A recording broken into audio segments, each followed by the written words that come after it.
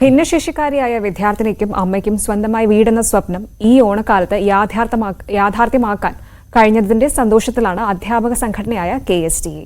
കണ്ണൂർ പാനൂർ ഉപജില്ലയിലെ കുന്നോത്തുപറമ്പിലെ അമ്മയ്ക്കും മകൾക്കും ആണ് വീട് നിർമ്മിച്ചു നൽകിയത്.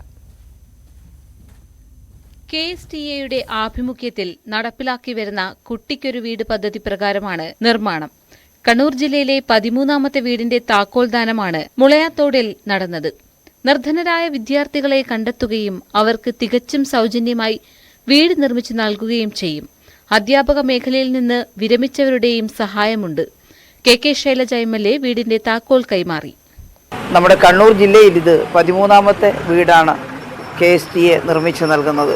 ഗവൺമെന്റിന്റെ പദ്ധതി കൊണ്ട് മാത്രം വീടില്ലാത്ത മുഴുവൻ ആളുകൾക്കും വളരെ പെട്ടെന്ന് വീടുണ്ടാക്കി കൊടുക്കുക എന്നുള്ളത് അസാധ്യമാണ്. അപ്പോഴാണ് നിരവധി പുരോഗമന സംഘടനകൾ മുന്നോട്ട് വന്നത്. അതിലേറ്റവും പ്രധാനപ്പെട്ടത് കേരളത്തിലെ സ്കൂൾ ടീച്ചേഴ്സ് അസോസിയേഷൻ KSTA എടുത്തിട്ടുള്ള തീരുമാനമാണ്. അഭിമാനകരമായ അവസരമെന്ന് ഭാരവാഹികൾ. ഞങ്ങൾ ഇന്ന് 13ാമത്തെ വീടിന്റെ താക്കോൽ കൈമാറുമ്പോൾ വളരെ അഭിമാനത്തോടുകൂടി ഞങ്ങൾ പറയുകയാണ്, ഇനിയും 2 വീടുകൾ കൂടി താക്കോൽ വളരെ പെട്ടെന്ന് തന്നെ ഞങ്ങൾ കൈമാറും.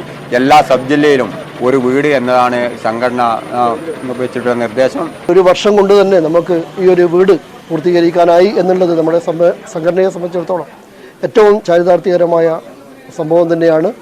കാരണം ഒരു സംഘടന എങ്ങനെയാണ് സാമൂഹ്യ പ്രതിബദ്ധത ഉയർത്തിക്കാണിക്കാനാവുക എന്നുള്ളതിൻ്റെ ഏറ്റവും മികച്ച ഉദാഹരണം തന്നെയാണ് നമ്മുടെ ഇന്നത്തെ ഈ ഒരു പദ്ധതി ഇവിടെ വിജയിപ്പിക്കാൻ കഴിഞ്ഞു എന്നുള്ളത്.